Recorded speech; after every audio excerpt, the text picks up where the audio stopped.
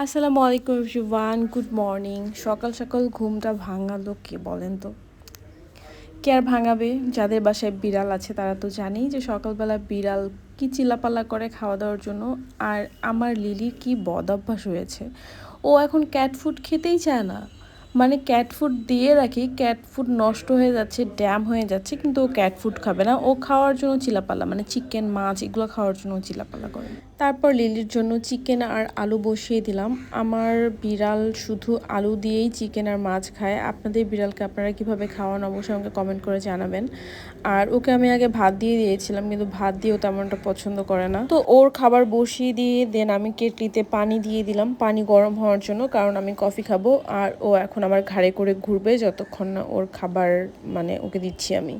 তো এভাবে ঘাড়ে আছে, ঘাড় থেকে নামবে না ও। আর আমার কফি বানানো হয়ে গিয়েছে। দেন আমি কফি বানিয়ে নিলাম এবং কফিতে একটু আমি ঘি দিয়ে দিয়েছি, কারণ সকালে আজকে নাস্তা করতে ইচ্ছা করছে না, সো একটা বুলেট কফি হয়ে গেল আর কি। দেন দুপুরে রান্না বান্না করলাম।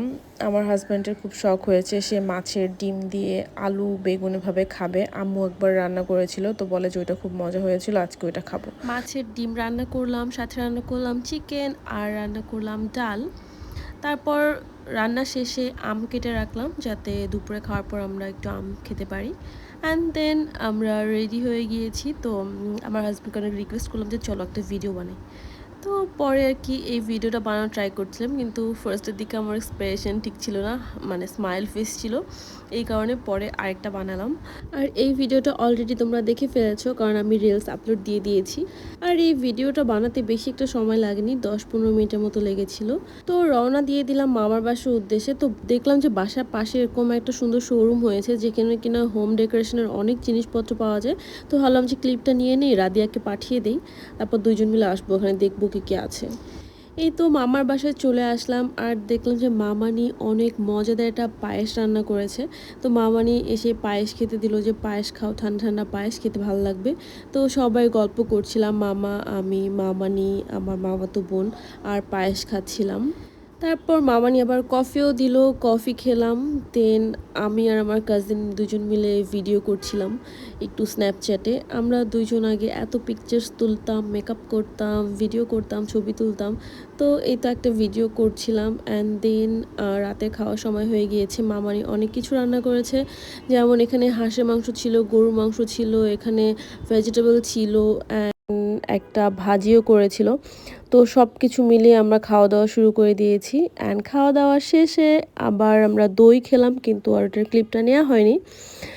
দেন বের হয়ে দেখি যে একটা বিড়াল গাড়ির উপরে বসে আছে, আর দেখতে কিছুটা লিলির মতো, মানে লিলির যেহেতু লেজে কালো এবং মাথার ওই সাইডটাতে কালো আছে, এই বিড়ালটারও সেম, বাট এটা একটু বেশি।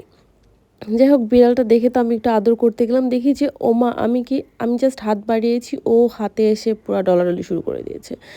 মানে সে এই আদরে এত মজা পেয়েছে, সে একদম মানে পড়ে যাচ্ছে এরকম অবস্থা। মানে আমার হাতে প্রেশার দিয়ে সে মানে বেশি করে সে ওই আদরটা নিচ্ছিল, দেখে তো খুবই ভালো লাগলো। দেন বিড়ালটাকে রেখে ভাবলাম যে নিয়ে যাবো কিনা, পরে ভাবলাম যে গলার মধ্যে আবার ওর বেল পরানো ছিল, তার মানে অবশ্যই এটা কারো মানে পোষা বিড়াল, এই জন্য ভাবলাম যে আচ্ছা থাক, সমস্যা নেই, এটা আর নিয়ে যাওয়া যাবে না। বাট বিড়ালটা এত মিশুক ছিল, মানে আমাদের সাথে এত সুন্দর করে ও খেলছিল, ও খুবই পছন্দ করেছে আমাদেরকে। এই তো বিড়ালের সাথে একটু আদর টাদর করে দেন আমরা আবার রওনা দিলাম বাসার উদ্দেশ্যে। আর বাসায় আস্তে আস্তে বেজে গিয়েছিল রাত 12:30, কারণ আমরা মামার বাসা থেকে রওনা দিয়েছি 11:30টার দিকে।